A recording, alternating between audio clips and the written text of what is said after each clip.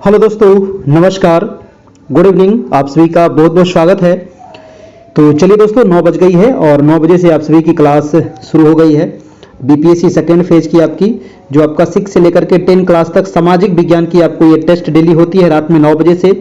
और यहाँ पर अगर आपको बीपीएससी सेकेंड फेज एनसीईआरटी अगर 6 to 10 तक एमसीक्यू नोट्स अगर आपको चाहिए तो आप इस नंबर पे कांटेक्ट कर सकते हैं। सामाजिक विज्ञान का आपको एमसीक्यू चैप्टर वाइज मिलेगा, अलग अलग सब पीडीएफ आपको बनाया गया है ना। हर एक क्लास का हर एक आपका सब्जेक्ट का अलग अलग है और चैप्टर वाइज है आपका अलग अलग आपको, ठीक है। ये चैनल हमारा कैरियर परिवार, तो इसको आप लोग सब्सक्राइब कर लीजिएगा। यहाँ पर सारे मटेरियल आपको प्रोवाइड करा दिए जाएंगे। ये सामाजिक विज्ञान का जिसमें हिस्ट्री है, ज्योग्राफी है, पॉलिटी है और इकोनॉमिक्स है, चारों सेक्शन का आपको मिल जाएगा। पॉलिटी 6 to 8 जिनको नहीं मिला था वो बन गया है, 1 से 2 दिन में आपको प्रोवाइड करा दिया जाएगा, ठीक है। और यहाँ पर 6 से लेकर के 8 तक और 9 10th आज होगा चैप्टर नंबर टेस्ट नंबर आपका आज है 15। इसके पहले 14 टेस्ट हो गया है। अगर नहीं देखे तो आप जाकर के देख लीजिएगा। बहुत ही इंपॉर्टेंट टेस्ट आप लोग को करवाया गया है। और ये जो टेस्ट हो रहा है दोस्तों, ये एनसीईआरटी पर आधारित है आपका, है ना। जितने सवाल है आपको एनसीईआरटी बेस्ड है। अगर आप एनसीईआरटी पढ़े होंगे तो यहाँ पर आपको टेस्ट देने में काफ़ी मजा आएगा, है ना। नहीं पढ़े हैं तो कोई बात नहीं, मैं पूरा उसका डिटेल से यहाँ पर सब्सक्राइब कर देता हूँ, है ना। डिस्क्राइब कर देता हूँ, सब्सक्राइब नहीं, है ना। और चैनल को आप लोग सब्सक्राइब भी कर लीजिएगा, ठीक है, ताकि आपको नोटिफिकेशन डेली मिल सके, ठीक है जी। चलिए तो शुरू करते हैं। आज का पहला सवाल 9 बज गई है, फटाफट आ जाइए। वीडियो को एक बार थोड़ा सा लाइक वाइक कर दीजिए आप लोग। और आज का पहला सवाल है कि अकबर द्वारा बनवाए गए उपासना भवन का क्या नाम है ना। बताइए, उपासना भवन का निर्माण किसने किया था? तो अकबर किया था आपका, ठीक है। और सवाल ये है कि उपासना भवन का क्या नाम था दोस्तों, है ना। उपासना भवन जो बनाया गया था अकबर के द्वारा, इसका नाम क्या था? तो देखिए, इसका जो निर्माण हुआ था उपासना भवन का 1575 ईस्वी में किया गया था। किसके द्वारा? तो अकबर के द्वारा किया गया था। और ये उपासना भवन का नाम था दोस्तों, सबको पता है। फटाफट आप लोग अपना अपना कमेंट करते चलिएगा। इबादत खाना, क्या नाम था इसका? इबादत खाना इसका नाम है। अकबर का अगर आपसे शासनकाल पूछ लिया जाए कि इसका शासनकाल कब से कब तक था, तो आपको पता होना चाहिए 1556 में ये इसका राज्याभिषेक हुआ था। और 1605 ईस्वी तक दोस्तों इन्होंने अपना शासनकाल चला था इसका, ठीक है। 1556 से लेकर के 1605 ईस्वी तक अकबर ने दोस्तों अपना जो राजधानी बनाया था वो फतेहपुर सिकरी को राजधानी बनाया था, ठीक है। फतेहपुर सिकरी कहाँ है? तो उत्तर प्रदेश में पड़ता है, ठीक है। फतेहपुर सिकरी में दोस्तों बहुत सारा निर्माण कार्य इन्होंने किया था। जैसे कि बुलंद दरवाजा बनाया था, पूछा जाता है कई बार एग्जाम की, बुलंद दरवाजा कहाँ है? फतेहपुर सिकरी में है। पंचमहल कहाँ है? तो मतलब वो भी आपका उत्तर प्रदेश में है। शेख सलीम चिश्ती, ये सारे निर्माण कौन किया था? तो अकबर के द्वारा किया गया था आपका, ठीक है।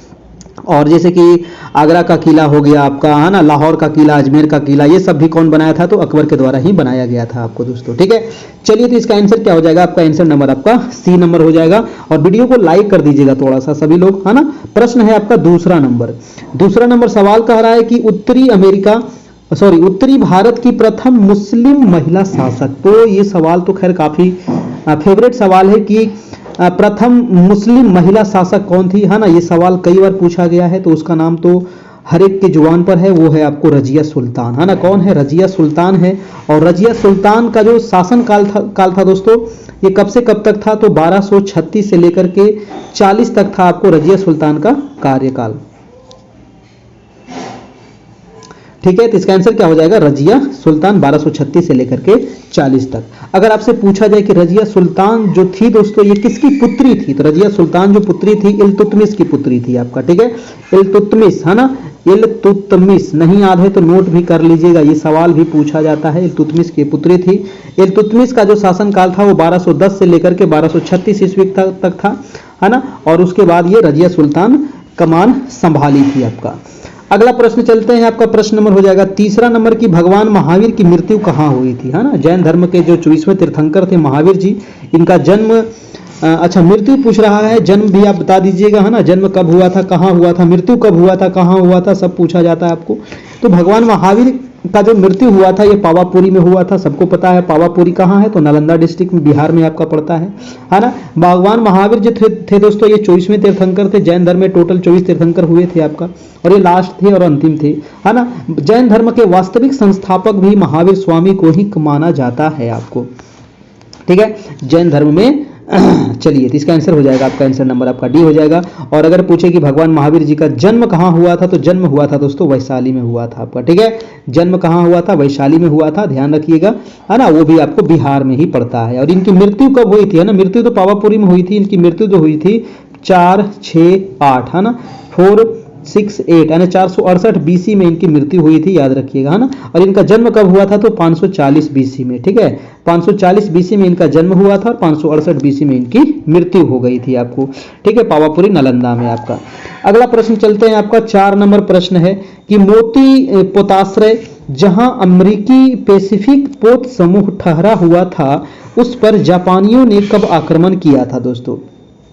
देखिए, मोती पोताश्रय कह रहा है कि जहां अमेरिकी पैसिफिक पोत समूह ठहरा हुआ था, उस पर जापानियों ने आक्रमण कर दिया था। और यह आक्रमण जो हुआ था आपको कब हुआ था, तो द्वितीय विश्व युद्ध में हुआ था, ठीक है। द्वितीय विश्व युद्ध की घटना है आपका 1941, है ना, 1941 में ये आपका हुआ था दोस्तों। आपका आंसर हो जाएगा, आपका आंसर नंबर सी हो जाएगा। आप हमें बता सकते हैं कि द्वितीय विश्व युद्ध का मतलब कारण क्या था, है ना। द्वितीय विश्व युद्ध का कई बार पूछा जाता है कि तत्कालीन कारण क्या था, जैसे कि, है ना, जैसे कि पूछा जाता है कि हम 1857 क्रांति का तत्कालीन कारण क्या था, उसी प्रकार से पूछ लिया जाता है कि द्वितीय विश्व युद्ध का तत्कालीन कारण क्या था। तो बताइए, तत्कालीन कारण जो था द्वितीय विश्व युद्ध का, है ना, वो था पोलैंड पर आक्रमण। जी हाँ दोस्तों, पोलैंड पर जो आक्रमण था वो तत्कालीन कारण था आपका, याद रखिएगा। द्वितीय विश्व युद्ध आपको 1939 से लेकर के 45 तक चला था। और द्वितीय विश्व युद्ध में ही दोस्तों 1945 ईस्वी में आपका 6 अगस्त और 9 अगस्त 1945 को हिरोशिमा और नागासाकी पर आपको परमाणु बम गिराया गया था। उसके बाद ही दोस्तों आपका ये क्या हो गया था, तो द्वितीय विश्व युद्ध समाप्त हुआ था। और इसी के बाद आपका 1945 ईस्वी में आपका संयुक्त राष्ट्र संघ की स्थापना होती है आपको, ठीक है। तो वो भी आप ध्यान में रखिएगा। 24 अक्टूबर 1945 को संयुक्त राष्ट्र दिवस भी मनाते हैं आपको। 24 अक्टूबर को मनाया जाता है संयुक्त राष्ट्र दिवस आपका, ठीक है। अभी वर्तमान में इसमें संयुक्त राष्ट्र में कितने देश हैं, तो वर्तमान में इसमें 193 देश हैं दोस्तों। 193वां देश कौन है, तो दक्षिणी सूडान आपको 193वां देश है आपका, ठीक है। सारे चीज आपको एक दूसरे से कनेक्ट करके आप यहाँ से याद रखना है। अगला प्रश्न देखिए आपका है प्रश्न नंबर आपका 5 नंबर सवाल है कि मुगल सम्राटों का मीर बख्शी किस विभाग का अध्यक्षता करता था। देखिए, मुगल सम्राट में बहुत सारे विभाग था, है ना, और उसके अध्यक्ष कौन थे, ये आपको सवाल पूछा जाता है। जैसे कि मीर बख्शी जो था, है ना, ये किसका अध्यक्षता करता था दोस्तों, तो मीर बख्शी किस विभाग की अध्यक्षता करता था, तो जो मीर बख्शी होता था, है ना, वो करता था आपको सेना विभाग का आपका, ठीक है, सेना संगठन का आपका, यानी कि आंसर हो जाएगा आपका सी नंबर हो जाएगा। मुगल काल में मीर बख्शी जो था ये सेना विभाग के प्रधान होते थे, उसको मीर बख्शी कहा जाता था ना। जो सेना विभाग के प्रधान होते थे उसको क्या कहते थे, मीर बख्शी कहा जाता था, ठीक है, याद रखिएगा। और देखिए, मुगल काल में जो विदेश विभाग का प्रधान होता था ना, ये तो सेना वाला हो गया मीर बख्शी। अगर आपसे पूछ लिया जाए कि विदेश विभाग जो था, है ना, यानी कि विदेश मंत्रालय, ठीक है, उस समय भी तो विदेश मंत्रालय होता था, तो विदेश विभाग जो था दोस्तों उसको क्या कहा जाता था, उसको कहा जाता था दीवान ए रसालत, है ना। क्या कहते थे, दीवान ए रसालत जो होते थे वो विदेश विभाग को देखते थे आपको, है ना, दीवान ए रसालत, ठीक है। ये सारे आपको पूछे लिए जाते हैं, दीवान ए रसालत। अगर आपसे पूछ लिया जाए कि गुप्तचर विभाग को क्या कहा जाता था, तो गुप्तचर जो विभाग था आपका, है ना, गुप्तचर जो विभाग था इसको क्या कहा जाता था मुगल काल में, तो दीवान ए बरीद कहा जाता था आपको, ठीक है, दीवान ए बरीद कहा जाता था, ठीक है। चलिए अगला प्रश्न हम देख लेते हैं। अगला प्रश्न है आपका 6 नंबर की 1940 से 45 ईस्वी के दौरान कांग्रेस के अध्यक्ष कौन थे। बहुत ही अच्छा सवाल है ना, और ये सवाल कई बार आपको रिपीट भी हुआ है और कई बार हम बता भी चुके हैं कि 1940 से 45 तक। देखिए 1940 से लेकर के 1945 तक दोस्तों कांग्रेस का एक भी अधिवेशन नहीं होता है, ठीक है।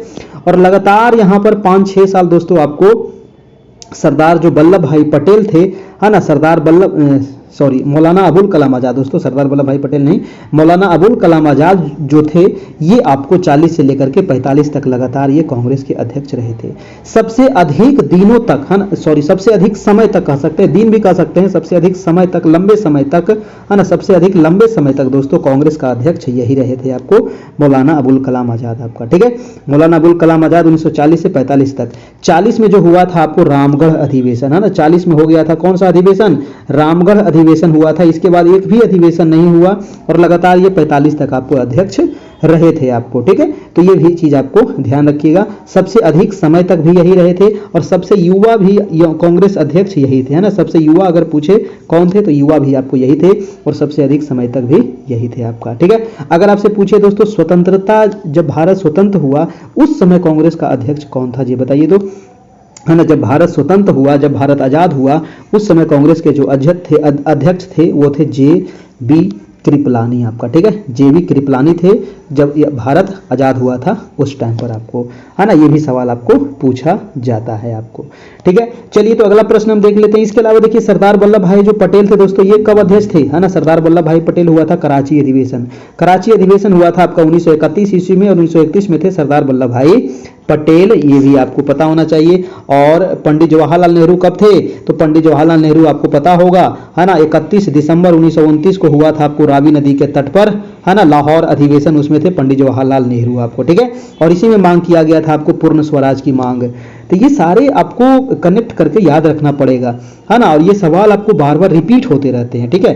तो एक बार पूरा वीडियो देखिएगा। हम तो कहते हैं ना थोड़ा सा देखिए, कोई लोग होते हैं कि आधा घंटा देखे, 10 मिनट देखे, 5 मिनट देखे, स्किप कर लिए, निकल लिए, है ना, कुछ काम पड़ गया चले गए। तो भाई साहब उतना देखने से, 5-10 मिनट देखने से कोई फायदा है नहीं, है ना। अगर देखना है तो तैयारी ही करना है तो मन से कीजिए, ठीक है। नहीं करना है तो फिर छोड़ दीजिए, है ना। फिर लास्ट में जब रिजल्ट आता है तो कहते हैं सर हंगामा करते हैं, हमारा बाउंड्री पर है, हमारा 1 नंबर कम है, 1 नंबर ज़्यादा है। देखिए आप सभी से एक रिक्वेस्ट और है कि इस बार जो एग्ज़ाम दिए थे, है ना, इस बार जो एग्ज़ाम दिए थे और जो BPSC जो फर्स्ट फेज एग्ज़ाम दिए थे, ठीक है, और जो लोग बाउंड्री लाइन पर हैं, है ना, मैं उनका सोच रहा हूँ एक ग्रुप बनाने के लिए। ये जो एक बाउंड्री लाइन पर है, जैसे कि आपका जनरल का कट ऑफ गया था आपका 74, है ना, तो बहुत सारे लोगों को 73 होगा आपका, है ना, उनका रिजल्ट नहीं हुआ है। अब देखिए, अब जैसे BC2 है ना, BC2 का गया था आपका 72 कट ऑफ, बहुत सारे लोगों का 71 होगा। तो और जैसे कि और भी अदर कैटेगरी में जो है ना, ज़्यादा करके आपको BC जनरल और BC वाले ही हैं आपका। तो हम चाहते हैं कि जो भी बाउंड्री लाइन पर है ना, जो 1 नंबर पीछे हैं, वो कमेंट कीजिएगा। हम उनके लिए सोच रहे हैं कि एक अलग ग्रुप बनाने के लिए, अगर आप उस ग्रुप में जुड़ना चाहते हैं तब जुड़िएगा, है ना। क्योंकि देखिए सेकेंड मेरिट लिस्ट जो आने वाला है ना, और उसमें उम्मीद है कि जो 74 वाले अभी फाइनल रिजल्ट हुआ है, 73 वाले का उसमें होने का चांस है। तो हम चाहते हैं उनके लिए अलग ग्रुप बनावे और कितने लोग हैं ये हम पता करना चाहते हैं कि 73 पर कितने लोग हैं, क्या उम्मीद बनता है 73 वाले का, कौन कौन किसको किसको हो सकता है। तो जो लोग भी अगर इसमें जुड़ना चाहें तो वो लोग जुड़ सकते हैं, जो बाउंड्री लाइन पर हैं वही जुड़िएगा, ठीक है। और मैं उनका स्कोर कार्ड देख करके ही उनको ग्रुप में ऐड करूंगा, अन्यथा नहीं ऐड करूंगा, ठीक है। क्योंकि यहाँ पर बहुत कम वाले भी जुड़ने के लिए कोशिश करेंगे तो कोई फायदा तो है नहीं। जो बाउंड्री पर है 73 है जनरल वाले, या फिर 71 है OBC वाले, या फिर EWS वाले 69 हैं, तो जो 1-1 नंबर कम है मैं उनको सिर्फ जोड़ने का प्रयास करूंगा और उनका स्कोर कार्ड देखने के बाद ही हम ग्रुप में ऐड करेंगे, है ना। क्योंकि हम देखते हैं कि कितने लोगों का रिजल्ट हो पाता है, कितना सीट आने वाला है, एक अंदाजा मिलेगा, है ना। तो ये आप अगर जोड़ना चाहते हैं तो आप हमें मैसेज कीजिएगा 78 57 82 43 10, है ना, ये नंबर हमारा व्हाट्सएप, आप इस पर मैसेज कर सकते हैं। चलिए दोस्तों अगला प्रश्न हम देख लेते हैं कि 1916 में कांग्रेस की और मुस्लिम लीग का संयुक्त अधिवेशन कहां पर हुआ था, बताइए। देखिए 1916 का आपको बताना है, कांग्रेस और मुस्लिम लीग का अधिवेशन जो हुआ था, और 1916 का अधिवेशन काफ़ी इंपॉर्टेंट है ना। 1916 वाला जो अधिवेशन है ये बहुत इंपॉर्टेंट है। ये हुआ था आपको लखनऊ अधिवेशन इसको कहते हैं ना, इसको लखनऊ अधिवेशन बोलता जाता है क्योंकि लखनऊ में हुआ था आपको, है ना, तो इसको लखनऊ अधिवेशन कहेंगे। और लखनऊ अधिवेशन की अध्यक्षता किसने किए थे, फटाफट आप लोग कमेंट करिएगा, बहुत बार बता चुके हैं ना, लखनऊ अधिवेशन की अध्यक्षता किसने किया था। देखिए लखनऊ अधिवेशन में क्या हुआ था, तो यहाँ पर कांग्रेस और मुस्लिम लीग का संयुक्त अधिवेशन हुआ था। और 1916 ईस्वी में ही दोस्तों आपका नरम दल और गलम दल जो अलग अलग थे वो दोनों का पैचअप हो गया था आपका ना, दोनों एक दूसरे मिल गए थे आपको, ठीक है। यानी कि ये सारे काम हुए थे आपको 1916 लखनऊ अधिवेशन में आपका। अगला प्रश्न है आपका 8 नंबर। 8 नंबर सवाल कह रहा है कि निम्नलिखित में से 19वीं शताब्दी के भारत में सामाजिक सुधार आंदोलन का अग्रगामी कौन था, बताइए, है ना। अच्छा ये मिट क्यों रहा है भाई, अच्छा तो ये क्या हो जाएगा, सामाजिक सुधार आंदोलन के अग्रगामी कौन थे, है ना। 19वीं शताब्दी के यहाँ पर पूछ रहा है सवाल आपको कि 19वीं शताब्दी के भारत में सामाजिक सुधार आंदोलन का अग्रगामी कौन था। अरविंद घोष, राजा राम मोहन राय, रविन्द्रनाथ टैगोर, देवेंद्रनाथ टैगोर और केशव चंद्र सेन। 8 का क्या होगा। देखिए आप सुने होंगे राजा राम मोहन राय। देखिए राजा राम मोहन राय जो थे ना दोस्तों, ये बहुत बड़े विद्वान थे आपको, ठीक है, बहुत बड़े विद्वान थे, बहुत ज्ञाता थे दोस्तों। इनको बहुत सारे भाषाओं का ज्ञान था। इनको अरबी, फारसी, संस्कृत, अंग्रेजी, है ना, फ्रांसीसी, लैटिन, यूनानी सभी भाषाओं का इनको ज्ञान था दोस्तों। और इन्होंने बहुत सारे मतलब सामाजिक सुधार में आगे बढ़ चढ़ के हिस्सा लिए थे, है ना। इन्होंने ही दोस्तों ब्रह्म समाज की स्थापना किए थे, है ना। ये बहुत सारे ये काम किए थे। आपको सती प्रथा का अंत करने में भी इनका बहुत बड़ा हाथ था आपका, ठीक है। तो इसका जो राइट आंसर हो जाएगा आपका राजा राम मोहन राय हो जाएगा आपको, ठीक है, राजा राम मोहन राय। देखिए राजा राम मोहन राय को देखिए बहुत सारे चीज़ों से जाना जाता है इनको, जैसे कि भारतीय पुनर्जागरण का पिता भी इनको कहा जाता है। आप नोट भी कर सकते हैं, भारतीय पुनर्जागरण का पिता किसे कहते हैं, तो राजा राम मोहन राय को। भारतीय पुनर्जागरण का अग्रदूत किसे कहा जाता है, तो वो भी राजा राम मोहन राय को। भारतीय पुनर्जागरण का मसीहा किसे कहा जाता है, तो वो भी राजा राम मोहन राय को। भारतीय राष्ट्रवाद का पैगंबर किसे कहते हैं, तो वो भी राजा राम मोहन राय को। भारतीय मतलब अतीत और भविष्य का सेतु किसे कहा जाता है, तो वो भी राजा राम मोहन राय को। भारतीय राष्ट्रवाद का जनक किसे कहते हैं, तो राजा राम मोहन राय को। आधुनिक भारत का पिता किसे कहते हैं, राजा राम मोहन राय को, है ना। प्रथम आधुनिक पुरुष किसे कहा जाता है, तो राजा राम मोहन राय को। युग दूत किसे कहा जाता है, तो वो भी राजा राम मोहन राय को। बहुत सारे इनको दोस्तों नामों से जाना जाता है आपको, राजा राम मोहन राय। और 20 अगस्त 1828 को इन्होंने दोस्तों कलकत्ता में ब्रह्म समाज की भी स्थापना किए थे, वो भी आप यहां से याद रखिएगा। अगला प्रश्न है आपका 9 नंबर कि भारतीय तिरंगा, है ना, भारतीय तिरंगा पहली बार जवाहरलाल नेहरू ने कहां पर ध्वजारोहण किया था दोस्तों, तो ये तो सबको पता है, मैंने कई बार बता चुका हूं, है ना। और ध्वजारोहण जो किए थे पहली बार इन्होंने किए थे जवाहरलाल नेहरू, ये कहां पर किए थे दोस्तों, ये आपसे पूछ रहा है। और मैंने अभी बताया था थोड़ा देर पहले कि 1929 का दोस्तों वो लाहौर अधिवेशन रावी नदी के तट पर पंडित जवाहरलाल नेहरू की अध्यक्षता में हुआ था, है ना, 31 दिसंबर 1929 को, है ना। तो आंसर इसका क्या हो जाएगा, आंसर इसका हो जाएगा आपको बी नंबर। 1929 में लाहौर में रावी नदी के तट पर पूर्ण स्वराज की मांग की गई थी आपको, ठीक है, पूर्ण स्वराज की भी मांग इसी समय किया गया था। अगर पूछा जाए कि सिर्फ स्वराज की मांग कब हुआ था दोस्तों, तो ये हुआ था आपका 1906 में दादा भाई नौरोजी के द्वारा, और पूर्ण स्वराज की मांग हुआ था आपको 1929 में पंडित जवाहरलाल नेहरू के द्वारा आपको, ठीक है। चलिए अगला प्रश्न है आपका, प्रश्न नंबर हो जाएगा आपका 10 नंबर कि 1930 में चटगांव के सरकारी शस्त्रागार पर हुए सशस्त्र आक्रमण का नेता कौन था। बहुत ही बार पूछा गया सवाल है। देखिए 1930 में चटगांव के सरकारी शस्त्रागार पर सशस्त्र आक्रमण का अधिकार करने ये जो था दोस्तों, वो थे कौन थे, सशस्त्र आक्रमण नेता कौन थे, तो ये थे सूर्यसेन, है ना। ये नेता कौन थे, तो वो नेता थे आपको सूर्यसेन। ये कब हुआ था, तो 1930 में हुआ था, ये भी आपसे पूछा जाता है कभी कभी, है ना। तो 1930 में हुआ था आपको। अगर इसके अलावा पूछ लिया जाए कि जो चंद्रशेखर आज़ाद थे, है ना, चंद्रशेखर आज़ाद के बारे में पूछा जाता है, तो चंद्रशेखर आज़ाद दोस्तों इलाहाबाद में अल्फ्रेड एक पार्क है, तो अल्फ्रेड पार्क में अंग्रेजों के साथ इनका मुठभेड़ हो जाता है। और वो समय था आपको 27 फरवरी, है ना, 27 फरवरी 1931 को, ठीक है, 27 फरवरी 1931 को इलाहाबाद के अल्फ्रेड पार्क में, अभी भी वो पार्क है, वहां पर इनका शहीद स्मारक बना हुआ है, ठीक है। तो वहीं पर दोस्तों अंग्रेजों से भिड़ंत में जब इनके पास कुछ चारा नहीं बचता है और इनका लास्ट एक गोली बच जाता है ना, एक गोली इनके पास बचता है, तो ये मतलब इनका कहना था कि हम अंग्रेज के हाथ में नहीं आएंगे, है ना। ये खुद अपने आप को गोली मार लिए थे आपको, ठीक है। तो ये हुआ था 27 फरवरी 1931 को चंद्रशेखर आजाद की मृत्यु हो गई थी, है ना, शहीद हो गए थे। और भगत सिंह के बारे में तो आपको पता ही है ना। भगत सिंह इनको फांसी की सजा कब हुई थी, तो भगत सिंह, राजगुरु, सुखदेव, है ना, तो सैंडर्स की हत्या के केस में इनको फांसी की सजा हुई थी, और वो था आपको 23 मार्च 1931 को, ठीक है। तो ये भी आप डेट याद रखिएगा, 23 मार्च 1931 भगत सिंह, राजगुरु और सुखदेव, भगत सिंह, राजगुरु और सुखदेव, भगत सिंह, राजगुरु और सुखदेव को फांसी दिया गया था आपको, ठीक है। और सूर्यसेन जो थे, सूर्यसेन को भी फांसी दे दिया गया था आपको 1934 में, है ना, सूर्यसेन को 1934 में फांसी दिया गया था आपको। ये सारे आप यहां से ध्यान रखना है। अगला प्रश्न चलते हैं कि एलोरा में सुविख्यात कैलाश मंदिर का निर्माण किस राष्ट्रकूट शासक ने करवाया था। जी हाँ, तो ये तो आपको पहला पूछा जाएगा कि कैलाश मंदिर जो है दोस्तों ये कहाँ है, तो ये है आपको एलोरा में। एलोरा कहाँ है, तो महाराष्ट्र में है आपको, ठीक है, औरंगाबाद जिला में है आपका, ठीक है। कैलाश मंदिर है, तो ये कैलाश मंदिर का निर्माण जो है ये राष्ट्रकूट शासक ने करवाया था। और राष्ट्रकूट शासक के वो राजा कौन था जो करवाया था, तो वो था आपको कृष्ण प्रथम, ठीक है। वो कौन थे, कृष्ण प्रथम के द्वारा दोस्तों ये एलोरा के कैलाश मंदिर का निर्माण कराया गया था, और राष्ट्रकूट वंश के थे आपको, ठीक है, ध्यान रखिएगा। और इसकी स्थापना कब होती है, राष्ट्रकूट वंश की स्थापना कब होती है? तो राष्ट्रकूट वंश की स्थापना किया गया था आपको दंती दुर्ग के द्वारा। ठीक है, किसके द्वारा किया गया था? दंती दुर्ग के द्वारा किया गया था राष्ट्रकूट वंश की स्थापना 753 में, है ना, 753 में किया गया था, आपको इसकी स्थापना किया गया था। तो ये भी आप यहाँ से याद रखना है।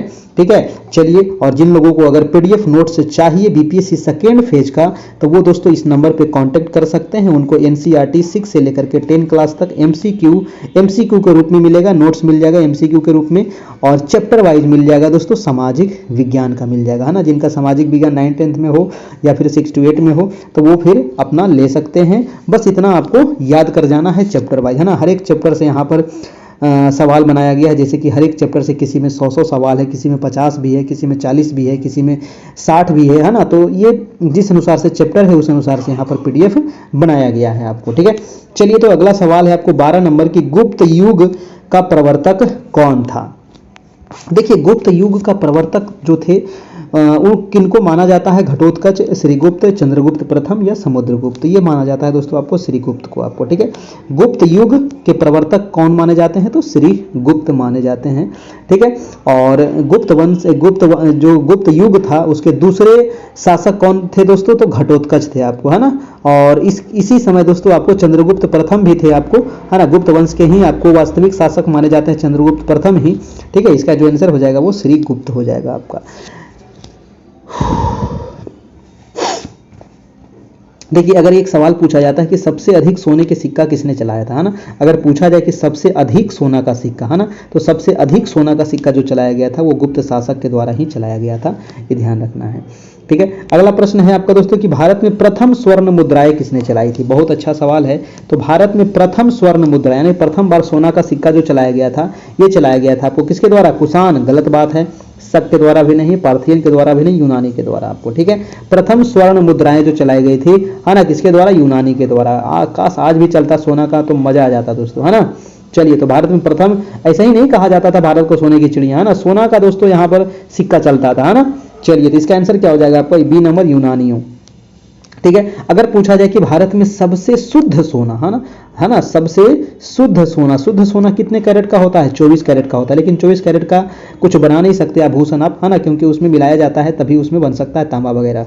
ठीक है, तो ये जो आभूषण बनाया जाता है वो 24 कैरेट का बनता है, नहीं तो 18 कैरेट का बनता है आपको। ठीक है, तो ये जो शुद्ध सोने का सिक्का दोस्तों किसने चलाया था, ये भी सवाल पूछा जाता है। तो कुषाण के द्वारा चलाया गया था। ठीक है, किसके द्वारा? कुषाण शासक के द्वारा चलाया गया था शुद्ध सोने के सिक्के, है ना। लगता है ज्यादा इसके पास सोना होना होगा, है कि नहीं। चलिए, सोने के सिक्कों को गुप्त काल में क्या कहते थे? तो दिनार कहा जाता था, है ना। सोने के सिक्के को गुप्त काल में दिनार कहते थे दोस्तों। अगला प्रश्न है यहाँ पर एक सूची को सूची 2 से मिलाना है आपको। 14 नंबर सवाल है और देख लीजिए, जैसे कि सूची 1 और यहाँ पर सूची 2 है। फासिस्टवाद, प्रजातंत्र, नाथसीवाद और समाजवाद किससे मिल जाएगा दोस्तों, है ना। तो फासिस्टवाद हो जाएगा आपको, कहाँ चल जाएगा? फासिस्टवाद मुसोलिनी हो जाएगा। और प्रजातंत्र हो जाएगा आपका वुड्रो विल्सन, कहाँ गया जी? वुड्रो विल्सन, अमेरिका के राष्ट्रपति। और नाथसीवाद हो जाएगा आपका एडोल्फ हिटलर, कहाँ गया नाथसीवाद? Adolf Hitler. और समाजवाद हो जाएगा आपका लेनिन हो जाएगा। तो ये आप मिला लीजिएगा, 3 4 1 2, कहाँ गया? 3 4 1 2, ऑप्शन नंबर आपको सी हो जाएगा, बिल्कुल सही, है ना। सी हो जाएगा आपका, बिल्कुल सही हो जाएगा, यहाँ से याद रखिएगा। अगला प्रश्न हम चलते हैं, आपको सवाल नंबर हो जाएगा 15 नंबर कि कांग्रेस का 1906 का अधिवेशन, देखिए 1906 वाला अधिवेशन आ गया, है ना। और 1906 का जो अधिवेशन था इसी में स्वराज की मांग की गई थी आपको, है ना। और 1906 का अधिवेशन जिसमें स्वराज को लक्ष्य घोषित किया गया था, कहाँ पर हुआ था? बहुत इंपॉर्टेंट सवाल है। तो 1906 का जो अधिवेशन हुआ था दोस्तों, ये कहाँ हुआ था? तो ये हुआ था आपको कलकत्ता में। ठीक है, कहाँ हुआ था? कलकत्ता में हुआ था। और ये दोस्तों आपको दादा भाई नौरोजी के द्वारा ये मांग किया गया था आपको, है ना। तो आंसर हो जाएगा आपका बी नंबर, 1906 को स्वराज की मांग। सिर्फ अगर स्वराज कहे तो कलकत्ता और पूर्ण कहे तो लखनऊ, आपको लाहौर, है ना, 1929 वाला। चलिए, अगला प्रश्न चले। नेक्स्ट सवाल है आपका 16 नंबर प्रश्न कि दिल्ली के निम्नलिखित सुल्तानों में से किसे इतिहासकारों ने विरोधाभासों का मिश्रण बताया है? बताइए दोस्तों, वो कौन सा सुल्तान है ना, वो कौन सा सुल्तान है जिसको इतिहासकार ने विरोधाभासों का मिश्रण बताया है? बलबन है, इब्राहिम लोदी है, अलाउद्दीन खिलजी है, मोहम्मद बिन तुगलक है। तो ये भी बहुत बढ़िया सवाल है, वो है मोहम्मद बिन तुगलक। जी हाँ, मोहम्मद बिन तुगलक कौन कौन से कार्य किया था दोस्तों, ये भी सवाल पूछा जाता है। तो विरोधाभासों का मिश्रण किसको कहा जाता है? मोहम्मद बिन तुगलक को कहा जाता है दोस्तों, है ना, मोहम्मद बिन तुगलक को कहा जाता है। और यही मोहम्मद बिन तुगलक दोस्तों आपको नहर व्यवस्था सबसे अधिक इन्होंने सुचारू रूप से चालू करवाया था आपको। अगला प्रश्न चलते हैं, आपका प्रश्न नंबर हो जाएगा 17 नंबर की, लोदी वंश का अंतिम शासक कौन था? लोदी, जी हाँ, तो लोदी वंश के दोस्तों संस्थापक कौन थे? तो लोदी वंश के संस्थापक अगर पूछे तो लोदी वंश का संस्थापक थे वो थे बहलोल लोदी, है ना, बहलोल लोदी थे आपको संस्थापक, ठीक है, याद रखिएगा बहलोल लोदी कौन थे? तो ये थे आपको संस्थापक थे आपको, ठीक है। लेकिन कह रहा है कि लोदी वंश का अंतिम शासक कौन था? तो संस्थापक हो गया, वो पहला शासक बहलोल लोदी हो गया आपको, और अंतिम शासक जो थे वो कौन थे दोस्तों? तो लोदी वंश का अंतिम शासक इब्राहिम लोदी थे, है ना, कौन थे? इब्राहिम लोदी थे लोदी वंश का अंतिम शासक। और ये कब से कब तक थे? तो 1451 से लेकर के 89 तक थे आपको, ठीक है, 1451 से 89 लोदी वंश का आपका, ठीक है। चलिए, संस्थापक आपका बहलोल लोदी हो गया, याद रखिएगा। अगला प्रश्न चलिए अगला प्रश्न हम देखते हैं, आपको 18 नंबर प्रश्न है कि हर्षवर्धन, जी हाँ, हर्षवर्धन के समय में कौन चीनी यात्री भारत आया था? देखिए, हर्षवर्धन के समय में चीनी यात्री आया था। पहले चीनी यात्री बहुत आते थे यहाँ पर अध्ययन करने के लिए, जब नालंदा विश्वविद्यालय था, बाद में तो इसको दोस्तों खिलजी ने इसको जला दिया, है ना, और 6 महीना तक लगभग इसमें जलते रहा था। तो चीनी यात्री जो आए थे उनका नाम था वेनशांग, ठीक है, क्या नाम था? वेनशांग जो थे, है ना, वो आए थे आपको किसके शासनकाल में? तो हर्षवर्धन के शासनकाल में, ठीक है। फाहियान भी देखिए चीनी ही था, लेकिन ये आपको दूसरे के शासनकाल में आया था, है ना, तो ये आपको हर्षवर्धन पूछ रहा है तो हर्षवर्धन हो जाएगा आपका वेनशांग, ऑप्शन नंबर डी हो जाएगा आपका, बिल्कुल सही हो जाएगा। और ये भारत में 629 में आया था और 644 ईस्वी तक ये रहा था, भारत में पूरा अध्ययन किया था आपको, है ना। तो सोच लीजिए कितना साल रहा था दोस्तों, 15 साल यहाँ पर रहा था ये आपको, ठीक है। चलिए अगला प्रश्न हम देख लेते हैं। अगला प्रश्न है कि सन 1329-30 के बीच किसने तांबे के सिक्के के रूप में प्रमाण स्वरूप मुद्रा प्रचलित किया था? तांबे के सिक्का के लिए, तांबे का सिक्का के रूप में किसने चलाया था दोस्तों? तांबा का सिक्का कौन चलाया था? तो तांबा का सिक्का चलाया था यहाँ पर मोहम्मद बिन तुगलक के द्वारा, ठीक है, मोहम्मद बिन तुगलक ने चलाया था दोस्तों आपको 1329-30 में आपको, है ना, 1329-30 में मोहम्मद बिन तुगलक जो था, ये तुगलक वंश का, इन्होंने चलाया था आपको तांबे के सिक्के, जिसको सांकेतिक मुद्रा के रूप में जाना जाता है आपको, ठीक है। चलिए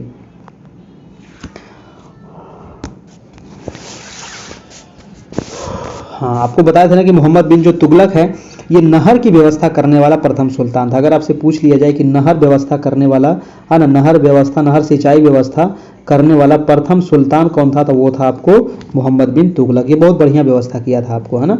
नेक्स्ट प्रश्न है आपका, चौथ क्या है दोस्तों? चौथ देखिए सबको पता है कि चौथ जो है एक प्रकार का टैक्स है, यानी कि कर लिया जाता था, ठीक है। और ये चौथ लगता था आपको मराठा के समय लगता था आपको, है ना। और चौथ क्या था? तो एक प्रकार का ये कर था आपको, ठीक है। भूमि पर दोस्तों ये टैक्स लगाया जाता था, यानी कि पड़ोसी राज्यों पर शिवाजी द्वारा लगाया गया भूमि कर था आपको, है ना। किसके द्वारा लगाया गया था? शिवाजी के द्वारा। ऑप्शन नंबर यहाँ पर डी हो जाएगा आपका, बिल्कुल सही हो जाएगा आपका, ठीक है। चलिए अगला प्रश्न है आपका, प्रश्न नंबर 21 नंबर की, विजयनगर साम्राज्य का प्रथम शासक कौन था जिसने पुर्तगालियों के साथ संधि की थी? तो विजयनगर साम्राज्य का प्रथम शासक कौन था जिन्होंने पुर्तगालियों के साथ संधि किया था? पुर्तगाली के साथ संधि कौन किया था भाई? पुर्तगाली के साथ संधि किया था कौन?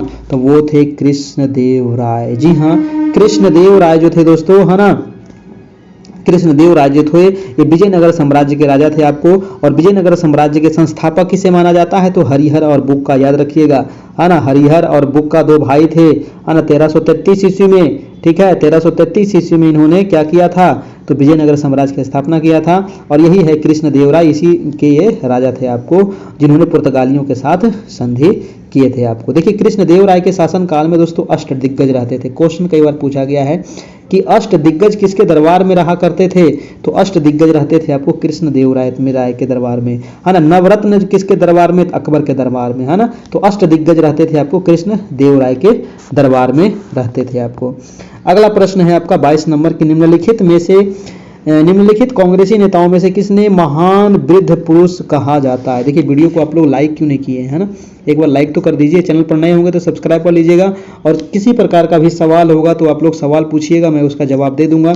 लेकिन सवाल पूछने से पहले आपको चैनल को सब्सक्राइब करना पड़ेगा, तभी आपको जवाब मिल सकता है। किसी प्रकार का भी आपको सवाल हो, तैयारी से संबंधित, डॉक्यूमेंट से संबंधित, बहाली से संबंधित, नोटिफिकेशन से संबंधित कुछ भी हो तो मैं उसका जवाब दूंगा, लेकिन तभी दूंगा जब आप चैनल को सब्सक्राइब करिएगा और कमेंट करिएगा। लाइव में नहीं कमेंट करना है, ठीक है। जो लाइव के बाद जो समाप्त हो जाता है वीडियो, उसके बाद नीचे जो कमेंट सेक्शन होता है वहाँ पे कमेंट कर देना है, तभी आपको हम जवाब दे पाएंगे, क्योंकि लाइव वाला दोस्तों खत्म हो जाता है फिर, ठीक है। चलिए, तो महान वृद्ध पुरुष कहा जाता है आपको दादा भाई नौरोजी को कहा जाता है ना। ऑप्शन नंबर बी हो जाएगा, दादा भाई नौरोजी को कहा जाता है grand old man of India, ठीक है ना। ग्रेटेस्ट ओल्डेस्ट मैन भी कहते हैं या फिर grand old man of India भी कहा जाता है। ठीक है, दादा भाई नौरोजी जो थे दोस्तों, दादा भाई नौरोजी, तो दादा भाई नौरोजी के बारे में और क्या क्या पूछा जाता है, कुछ कुछ चीज़ और यहाँ पर पूछ लिया जाता है कि दादा भाई नौरोजी ने ही भारत से धन ब्रिटेन भेजे जाने की बात भी उजागर किसने किया था? तो दादा भाई नौरोजी ने ही ये चीज़ आपको किए थे। अगला प्रश्न हम चलते हैं, प्रश्न नंबर हो जाएगा आपका 23 नंबर, ठीक है। 23 नंबर सवाल है दोस्तों कि राज्यलय यानी कि हड़प नीति, ठीक है, इसी को कहा जाता है हड़प नीति, है ना। राज्यलय यानी कि हड़प नीति, तो हड़प नीति दोस्तों इसने किसने लागू किया था? ठीक है, तो हड़प नीति जो लागू किया गया था सबको पता होना चाहिए, डलहौजी, ठीक है, वो था आपको डलहौजी। और सबसे पहले जो यहाँ पर हड़पा था वो सतारा को हड़पा गया था, है ना। सबसे पहले सतारा को हड़पा था, कब हड़पा था? तो 1848 में दोस्तों सतारा को अपने आप में मिला लिया था, ठीक है।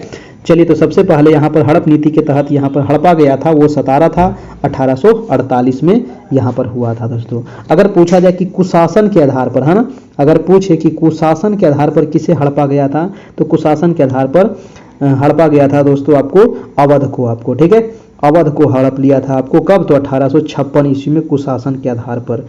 चलिए, नेक्स्ट प्रश्न हम देखते हैं। आपका नेक्स्ट प्रश्न होगा आपका 24 नंबर यहाँ पर दिया गया, यदि दांडी मार्च, जालियांवाला बाग, त्रासदी या भारत छोड़ो आंदोलन या स्वदेशी आंदोलन इन्हें कालानुक्रम रखा जाए तो निम्नलिखित में से किस से?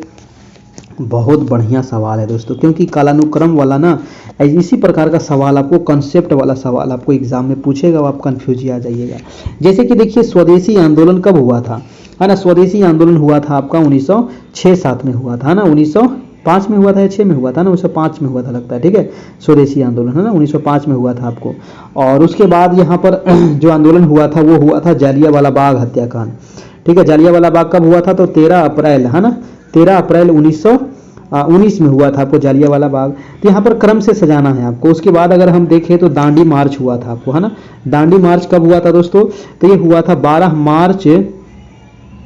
मार्च 1930 से लेकर के 6 अप्रैल, है ना, याद रखिएगा पूरा डेट, 6 अप्रैल 1930 तक का दोस्तों आपको ये चला था आपको। इसके अलावा अगर हम भारत छोड़ो आंदोलन की बात करें तो ये हुआ था आपको 8 अगस्त 1942 को हुआ था भारत छोड़ो आंदोलन। तो ये डेट आप यहाँ से सजा लीजिए, है ना। सबसे पहले यहाँ पर हो जाएगा आपका 4, फिर हो जाएगा 2, 4, 2, हाँ, तो 4, 2 इसमें है और 1 और 3 हो जाएगा, ऑप्शन नंबर आपका सी हो जाएगा, ठीक है। ये डेट याद रखिएगा तो आपको यहाँ पर सारा चीज़ क्लियर हो जाएगा। यही करो मरो का नारा दिया गया था आपको भारत छोड़ो आंदोलन में आपको, ठीक है। चलिए, अगला प्रश्न है आपका प्रश्न नंबर 25 नंबर की 25 प्रश्न कह रहा है कि अंग्रेज पुलिस अफसर कैप्टन सैंडर्स निम्नलिखित में से किसके द्वारा गोली से मारा गया था? जो तो अंग्रेज पुलिस अफसर जो कैप्टन सैंडर्स जो था दोस्तों, ये किसके द्वारा गोली से मारा गया था? अब गलत काम करेगा तो ठोकाएगा ना भाई, तो ठोक दिया था इसको। किसने ठोका था इसको दोस्तों? तो इसको ठोकने वाले सरदार भगत सिंह थे, है ना, कोई आम नागरिक नहीं थे, जबरदस्त दोस्तों सरदार भगत सिंह, जी हाँ। तो सैंडर्स की हत्या किए थे और इसी के वजह से इनको फिर फांसी की सजा दे दी गई थी आपको, ठीक है। और अगर पूछे कि राम प्रसाद बिस्मिल जो थे ये किससे संबंधित थे? फटाफट बताइएगा। राम प्रसाद बिस्मिल, मैं थोड़ा पानी पी लेता हूं तब तक।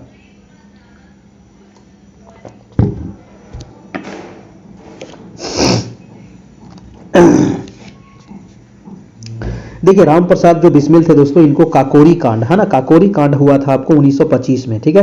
काकोरी ट्रेन डकैती जिसको कहते हैं, है ना, काकोरी कांड 1925 में हुआ था आपको 9 अगस्त 1925 को, और इसी में आपको राम प्रसाद बिस्मिल को फांसी की सजा दी गई थी फिर। ठीक है, चलिए तो अगला प्रश्न हम देख लेते हैं। आपका अगला प्रश्न है आपका 26 नंबर, निम्नलिखित में से किस सिख गुरु ने फारसी में जफरनामा लिखा था। दोस्तों देखिए, जफरनामा जो लिखा गया था ये किसके द्वारा लिखा गया था, तो ये लिखा गया था गुरु गोविंद सिंह, है ना। किसने लिखा था, सिख गुरु, वो थे आपको गुरु गोविंद सिंह। और गुरु गोविंद सिंह जो थे दोस्तों ये सिखों के 10वें गुरु थे आपको, है ना, सिखों के 10वें गुरु थे, और ये अंतिम गुरु थे, क्योंकि सिख धर्म में टोटल 10 गुरु हुए हैं, याद रखिएगा। और ये अंतिम गुरु थे गुरु गोविंद सिंह, और गुरु गोविंद सिंह ने ही दोस्तों जफरनामा लिखा था आपको। गुरु गोविंद सिंह का अगर आप पूछा जाए कि इनका जन्म कब हुआ था तो इनका जन्म हुआ था आपको 5 जनवरी 1666 को, है ना, 1666। ठीक है, तो 5 जनवरी 1666 को इनका जन्म हुआ था। और जन्म हुआ था कहाँ दोस्तों, तो ये हुआ था पटना में, है ना, पटना सिटी में इनका जन्म हुआ था आपको। ठीक है, पटना में इनका जन्म हुआ था, पटना सिटी में गुरुद्वारा भी है, आप लोग गए होंगे घूमने के लिए। ठीक है, तो ये भी आप यहाँ से ध्यान रखिएगा। अगर पूछा जाए कि गुरु गोविंद सिंह को की मृत्यु कहाँ हुई दोस्तों, तो इनको, है ना, इनको मतलब कि हत्या कर दी गई थी इनकी, है ना। और इनकी जो हत्या हुई थी वो 7 अक्टूबर 1708 ईस्वी को नांदेड़ में, है ना, नांदेड़ में इनकी हत्या कर दी गई थी। नांदेड़ गोदावरी नदी के तट पर, ये महाराष्ट्र में पड़ता है नांदेड़। ठीक है, तो वहीं पर इनकी हत्या कर दी गई थी। एक अफगान के द्वारा इनकी हत्या कर दी गई थी। उसका जो नाम था वो गुल खां था, अफगान का नाम, और उन्होंने ही इसका गुरु गोविंद सिंह की हत्या की थी दोस्तों, है ना। गुरु गोविंद सिंह ने ही दोस्तों खालसा पंथ की स्थापना किए थे, है ना, खालसा पंथ, है ना। खालसा पंथ की स्थापना किसने किया था, तो गुरु गोविंद सिंह किए थे। और कब किए थे ये पूछा जाता है, तो 1699 ईस्वी में खालसा पंथ की स्थापना ये किए थे आपको, है ना। और बैसाखी के दिन ये किए थे आपको। ठीक है, चलिए अगला प्रश्न हम चलते हैं आपका, दीन ए इलाही एक नया धर्म किसके द्वारा शुरू किया गया था। देखिए, दीन ए इलाही जो धर्म था ये आपको बहुत बार सवाल आया है। तो ये शुरू हुआ था आपको 1582 में, 1582 में शुरू हुआ था, और अकबर के द्वारा ये शुरू किया गया था। ऑप्शन यहाँ पर सी हो जाएगा बिल्कुल सही, दीन ए इलाही अकबर के द्वारा 1582 में। ठीक है, दीन ए इलाही को तौहीद ए इलाही भी कहा जाता है। ठीक है, अकबर इलाही संवत भी शुरू किया था ना, अकबर इलाही संवत भी शुरू किया था, जो 1583 में इन्होंने शुरुआत किया था आपका। अगला प्रश्न यहाँ पर आपको 28 वाला मिलाना है, कौन सा यहाँ पर सुमेलित है दोस्तों, ये आपको बताना है। जैसे एलोरा सख्त ने बनाया था, महाबलीपुरम, राष्ट्रकूट, मीनाक्षी मंदिर, पल्लव, खजुराहो, चंदेल, कौन सा सुमेलित है ये बताना है। देखिए, खजुराहो का संबंध चंदेल से है, खजुराहो का संबंध चंदेल से है, ये वाला बिल्कुल सही है। मैंने ट्रिक से भी आप लोग को बताया था कि जो खजुराहो वंश था ना, तो ये चंदेल का है हो गया। आप माथा खजुलाइएगा तो खजुलाते खजुलाते क्या होगा, सारा बाल झड़ जाएगा, तो आप चांदिल हो जाइएगा, है ना, तो ये चंदेल हो जाएगा आपको। ठीक है, तो खजुराहो क्या है, चंदेल से संबंधित है, बिल्कुल सही है। बाकी तीनों क्या है, गलत है आपका। ठीक है, बाकी तीनों क्या है, गलत है दोस्तों आपको। चलिए, मीनाक्षी मंदिर जो है दोस्तों ये मदुरई में है, और इसका संबंध पांडे वंश से है, पल्लव से नहीं होगा, इसका पांडे से हो जाएगा आपको।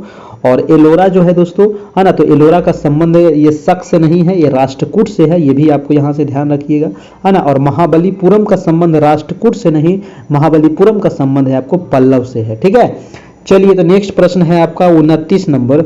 29 नंबर सवाल है कि हर्षचरित निम्नलिखित में से किसके द्वारा लिखी गई थी। देखिए, हर्षचरित जो पुस्तक थी ना, बहुत बढ़िया पुस्तक है, बहुत इंपॉर्टेंट पुस्तक है। और ये जो पुस्तकवा लिखा गया है ये वान भट्ट के द्वारा, है ना, किसके द्वारा, वान भट्ट के द्वारा ये लिखा गया भाई साहब।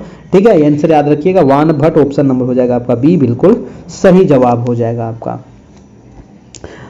चलिए, और वाल्मीकि जो थे दोस्तों, है ना, वाल्मीकि जो ऋषि थे, तो वाल्मीकि ऋषि को क्या कहा जाता है, भारत का आदि कवि। इनको क्या कहते हैं, भारत का आदि कवि कहा जाता है। किसको, तो वाल्मीकि को, है ना, भारत का आदि कवि कहा जाता है दोस्तों आपको वाल्मीकि जी को। ठीक है, और व्यास मुनि को क्या कहते हैं, तो व्यास मुनि को दोस्तों महाभारत का मूल रचयिता माना जाता है, व्यास मुनि को ही। अगला प्रश्न है आपको कि जिंदा, है ना, जिंदा अवेस्ता। ठीक है, जिंदा अवेस्ता निम्नलिखित में से किसकी पवित्र पुस्तक है, बहुत बार पूछा गया सवाल है। कभी कभी पूछता है जिंद अवेस्ता या जिंदा अवेस्ता, है ना, तो या फिर जिंद अवेस्ता। तो जिंदा अवेस्ता जो ये पुस्तक है दोस्तों, ये पवित्र पुस्तक है, ये किस धर्म की पुस्तक है, ये हो जाएगा पारसी का आपका। ठीक है। हर एक धर्म का अपना अलग अलग पुस्तक है ना। तो जिंदा अवेस्ता जो है ये पारसी धर्म की पवित्र पुस्तक है, याद रखिएगा। ठीक है। जैन धर्म के सबसे महत्वपूर्ण साहित्य को क्या कहते हैं? तो अगर पूछे कि जैन धर्म के सबसे प्रमुख साहित्य को कहा जाता है आगम, है ना। क्या कहा जाता है? आगम कहा जाता है। अब जैसे कि बौद्ध धर्म के सबसे प्रसिद्ध पुस्तक को क्या कहते हैं दोस्तों? तो बौद्ध धर्म वाला हो जाएगा, अभी बताए थे आपको, त्रिपिटक, है ना। क्या कहते हैं? त्रिपिटक कहा जाता है। और त्रिपिटक में 3 पुस्तक है आपका, एक सुत्त पिटक, विनय पिटक, अभिधम्म पिटक, कल ही बताए थे आपको। ठीक है। चलिए, तो अगला प्रश्न है कि नेक्स्ट प्रश्न है आपका 31 नंबर कि कैरोलिंगियन साम्राज्य के संस्थापक कौन थे? बताइए। कैरोलिंगियन साम्राज्य के जो संस्थापक थे वो कौन थे? तो इनके जो संस्थापक थे वो थे शार्लमा। याद रखना पड़ेगा आपको, ये पूछा गया प्रश्न है। कैरोलिंगियन साम्राज्य के संस्थापक शार्लमा थे। कौन थे? शार्लमा। और शार्लमा का जो शासन काल था दोस्तों, ये 742 से लेकर के 814 ईस्वी तक इसका शासन काल था शार्लमा का आपका। ठीक है। कैरोलिंगियन साम्राज्य। ठीक है जी। चलिए, नेक्स्ट प्रश्न है आपका कि पुनर्जागरण का केंद्र कहाँ था आपका? पुनर्जागरण का केंद्र कहाँ था? इंग्लैंड में, फ्रांस में, जर्मनी में, इटली में। तो पुनर्जागरण का जो केंद्र था दोस्तों, ये इटली को माना जाता है। ठीक है। किसको माना जाता है? तो इटली को माना जाता है ना। और इटली के ही थे आपके कौन? तो राहुल गांधी का नानी घर कहाँ है? इटली ही है भाई साहब, है ना। इटली ही है नानी घर। ठीक है। यानी कि सोनिया गांधी का घर कहाँ है? इटली में है। आंसर हो जाएगा आपका, आंसर नंबर डी हो जाएगा, पुनर्जागरण का केंद्र इटली। ठीक है। चलिए, अगला प्रश्न हम देख लेते हैं कि कोलंबस ने 1452 में किस स्थान की खोज की थी? देखिए, वही कोलंबस है दोस्तों जो निकला तो था भारत की खोज पर, लेकिन पहुंच गया कहाँ? अमेरिका, है ना। अमेरिका खोज दिया वो। ठीक है। और ये अमेरिका का खोज किया था कब? तो 1492 में ये पूछा जाता है।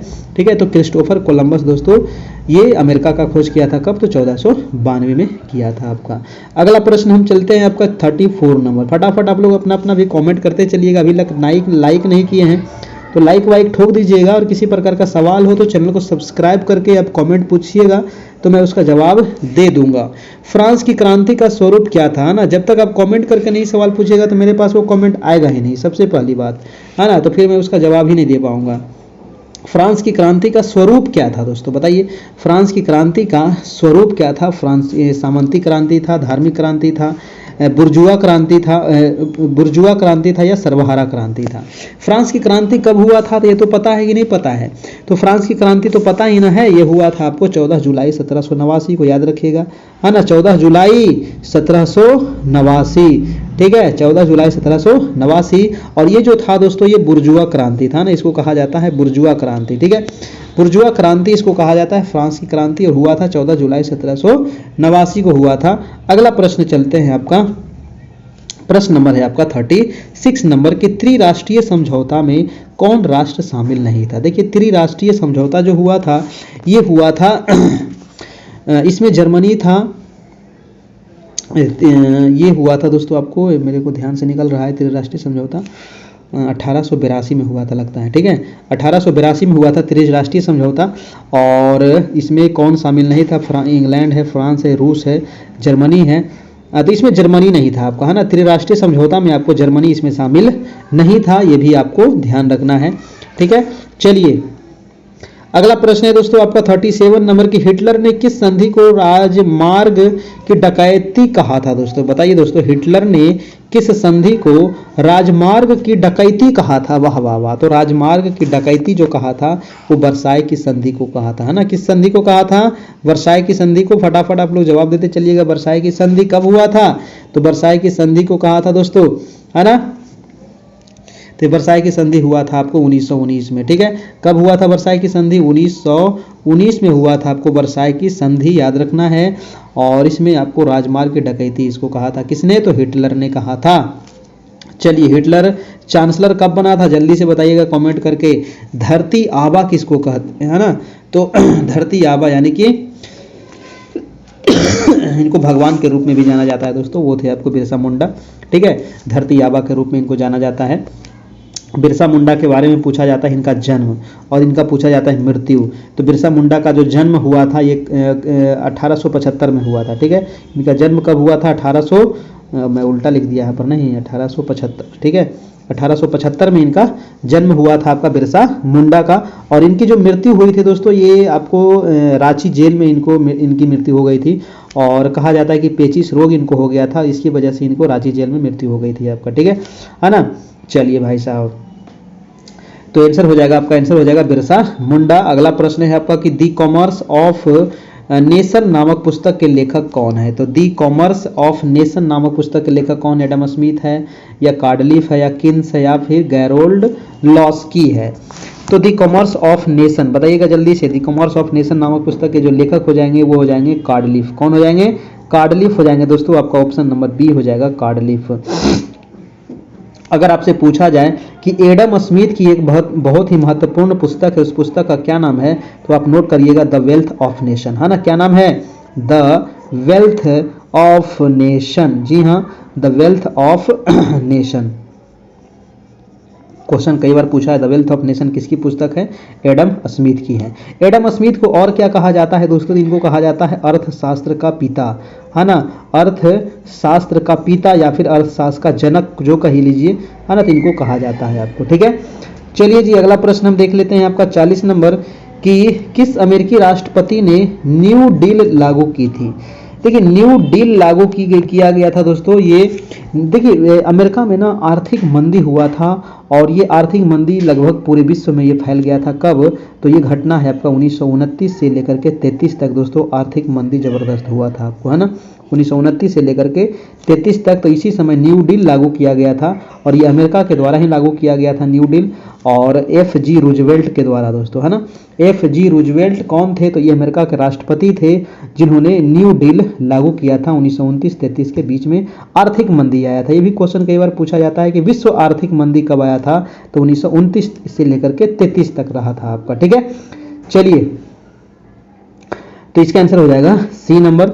तो ये रहा आज का टेस्ट। कैसा लगा? अच्छा लगा हो तो एक लाइक कर दीजिएगा, चैनल पर नए होंगे तो सब्सक्राइब कर लीजिएगा, और इसका PDF आपको मिल जाएगा दोस्तों, आपका BPSC सेकेंड फेज वाला आपका, है ना। तो बहाली आपका देखिए 3 तारीख से यहाँ पर आपको डेट दिया गया है कि 3 तारीख से आप लोग का फॉर्म अप्लाई होगा, ठीक है। अभी तक कुछ और नोटिस नहीं आया है, लेकिन आ जाएगा, कल या परसों तक आप लोग को नोटिस आ जाएगा, पूरा नोटिफिकेशन भी आ जाएगा, है ना।